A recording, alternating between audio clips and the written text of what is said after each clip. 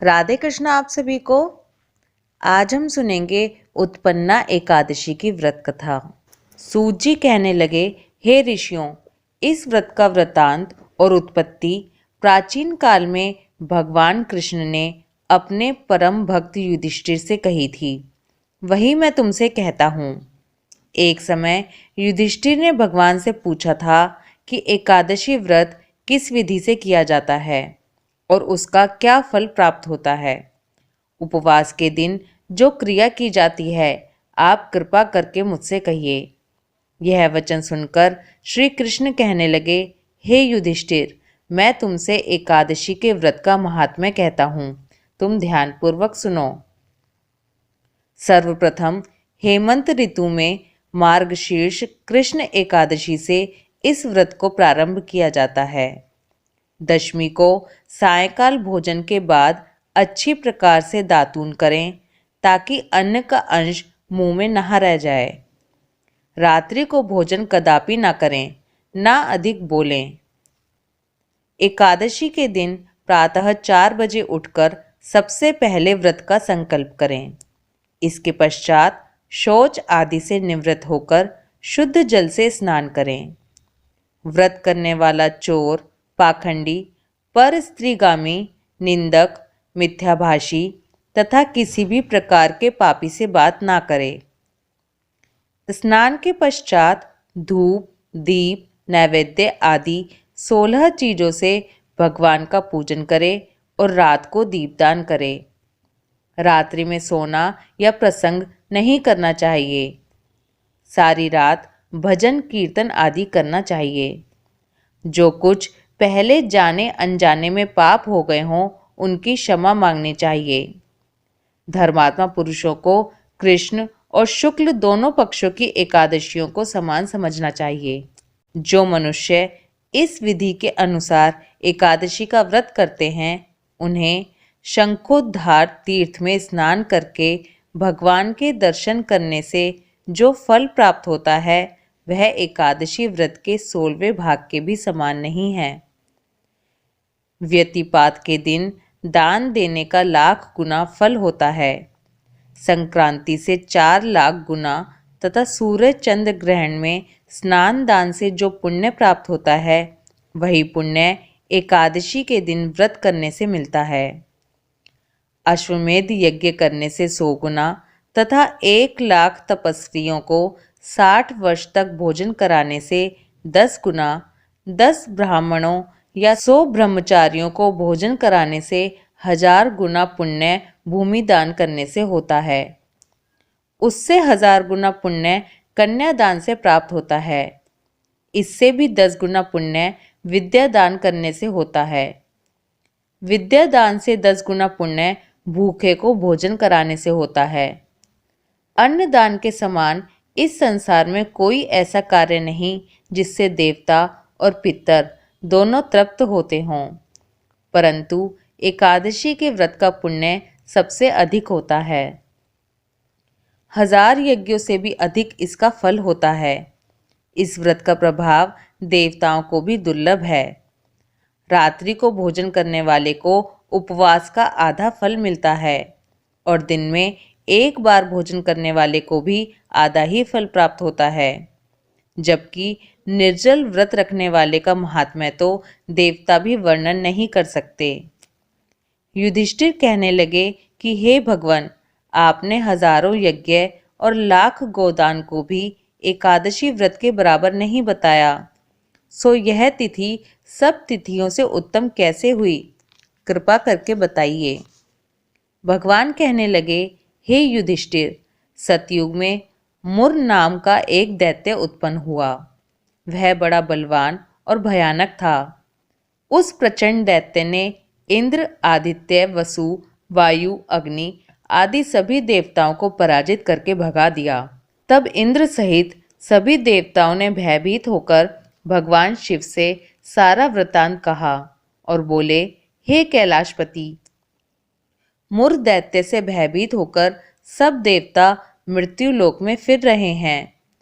तब भगवान शिव ने कहा, हे देवताओं, तीनों लोकों के स्वामी, भक्तों के दुखों का नाश करने वाले भगवान विष्णु की शरण में जाओ, वे ही तुम्हारे दुखों को दूर कर सकते हैं।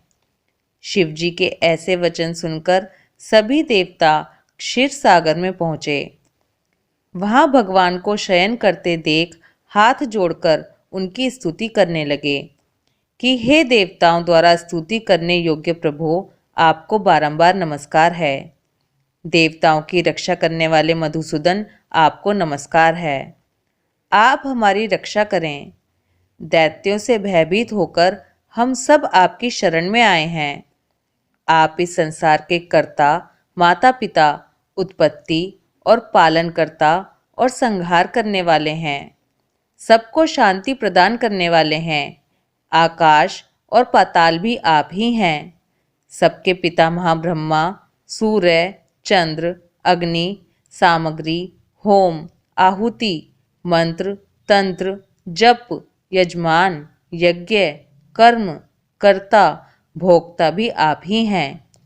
आप सर्वव्यापक हैं। आपके सिवा तीनों लोकों में चर तथा अचर कुछ भी नहीं है। हे भगवान, दैत्यों ने हमको जीतकर स्वर्ग से भ्रष्ट कर दिया है और हम सब देवता इधर उधर भागे भागे फिर रहे हैं।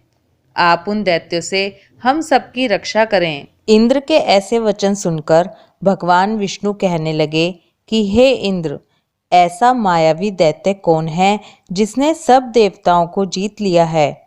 उसका नाम क्या है? उसमें कितना बल है और किसके आश्रय में है तथा उसका स्थान कहाँ है? यह सब मुझसे कहो। भगवान के ऐसे वचन सुनकर इंद्र बोले, हे भगवान, प्राचीन समय में एक नाड़ी जंग नामक राक्षस थे। उसके महापराक्रमी और लोक विख्यात मुर नाम का एक पुत्र हुआ। उसकी चंद्रावती नाम की नगरी है। उसी ने सब देवताओं को स्वर्ग से निकालकर वहां अपना अधिकार जमा लिया है। उसने इंद्र, अग्नि, वरुण, यम, वायु, ईश, चंद्रमा, नैऋत आदि सबके स्थान पर अधिकार कर लिया है। सूर्य बनकर स्वयं ही प्रकाश करता है, स्वयं ही मेघ बन बैठा है और सबसे अजय है। हे असुर निकंदन, उस दुष्ट को मारकर देवताओं को अजय बनाइए। यह वचन सुनकर भगवान ने कहा, हे देवताओं, मैं शीघ्र ही उसका संहार करूंगा। तुम चंद्रावती नगरी जाओ। इस प्रकार कहकर भगवान सहित सभी देवताओं ने चंद्रावती नगरी की ओर प्रस्थान किया। उस समय दैत्य मुर सेना सहित युद्ध भूमि में गरज रहा था। उसकी भयानक गर्जना सुनकर सभी देवता भय के मारे चारों दिशाओं में भागने लगे। जब स्वयं भगवान रणभूमि में आए तो दैत्य उन पर भी अस्त्र शस्त्र आयुध लेकर दौड़े। भगवान ने उन्हें सर्प के समान अपने बाणों से बींध डाला। बहुत से दैत्य मारे गए, केवल मुर बचा रहा। वह अविचल भाव से भगवान के साथ युद्ध करता रहा। भगवान जो भी तीक्ष्ण बाण चलाते वह उसके लिए पुष्प सिद्ध होता। उसका शरीर छिन्न भिन्न हो गया, किंतु वह लगातार युद्ध करता रहा। दोनों के बीच मल्ल युद्ध भी हुआ। 10,000 वर्ष तक उनका युद्ध चलता रहा, किंतु मुर नहीं हारा। थककर भगवान बद्रिकाश्रम चले गए। वहाँ हेमवती नामक सुंदर गुफा थी। उसमें विश्राम करने के लिए भगवान उसके अंदर प्रवेश कर गए। यह गुफा 12 योजन लंबी थी और उसका एक ही द्वार था। विष्णु भगवान वहाँ योग निद्रा की गोद में सो गए। मुर भी पीछे पीछे आ गया और भगवान को सोया देखकर मारने को उद्यत हुआ। तभी भगवान के शरीर से उज्जवल कांतिमय रूप वाली देवी प्रकट हुई। देवी ने राक्षस मुर को ललकारा, युद्ध किया और उसे तत्काल मौत के घाट उतार दिया। श्री हरि जब योग निद्रा की गोद से उठे तो सब बातों को जानकर उस देवी से कहा कि आपका जन्म एकादशी के दिन हुआ है, अतः आप उत्पन्ना एकादशी के नाम से पूजित होंगी। आपके भक्त वही होंगे जो मेरे भक्त हैं। मुर भी पीछे पीछे आ गया और भगवान को सोया देखकर मारने को उद्यत हुआ। तभी भगवान के शरीर से उज्जवल कांतिमय रूप वाली और अस्त्र शस्त्र से युक्त एक कन्या प्रकट हुई। वह राक्षस मुर उस कन्या से बहुत समय तक युद्ध करता रहा। तब उस कन्या ने क्रोध में आकर राक्षस मुर के सभी अस्त्र शस्त्रों को चकनाचूर कर दिया।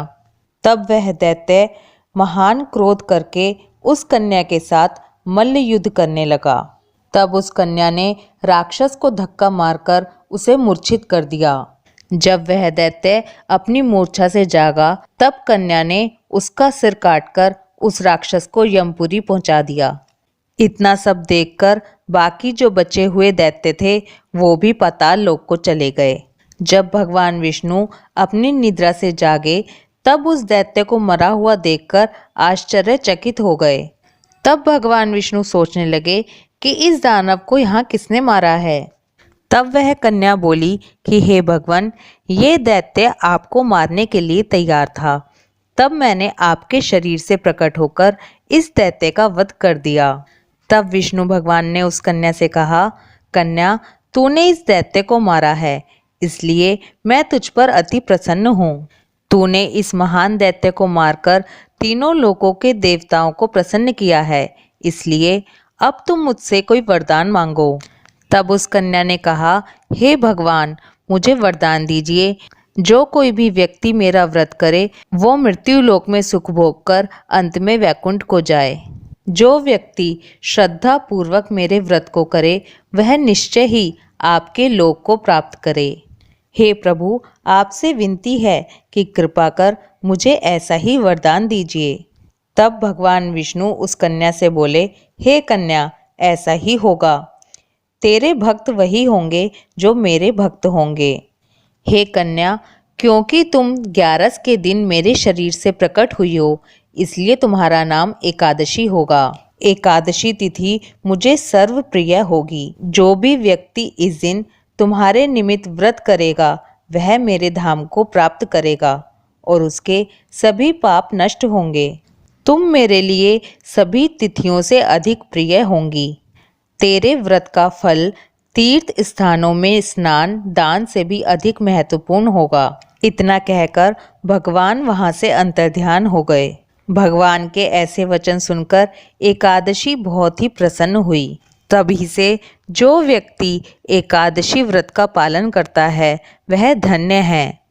एकादशी व्रत का पालन करने वाले और विष्णु भगवान का पूजन करने वाले के सभी पाप नष्ट होते हैं। ये थी उत्पन्ना एकादशी व्रत कथा। उत्पन्ना एकादशी के दिन सभी को, जो लोग व्रत नहीं भी करते, उन्हें भी व्रत कथा जरूर सुननी चाहिए और एकादशी व्रत का महात्म्य सुनना अथवा पढ़ना चाहिए। इस दिन एकादशी माता की आरती जरूर करनी चाहिए। उसके बाद भगवान विष्णु और माता लक्ष्मी की आरती करें। वीडियो पसंद आए तो वीडियो को लाइक कीजिए और ज़्यादा से ज़्यादा शेयर कीजिए। Please like, share and subscribe. Radhe Krishna.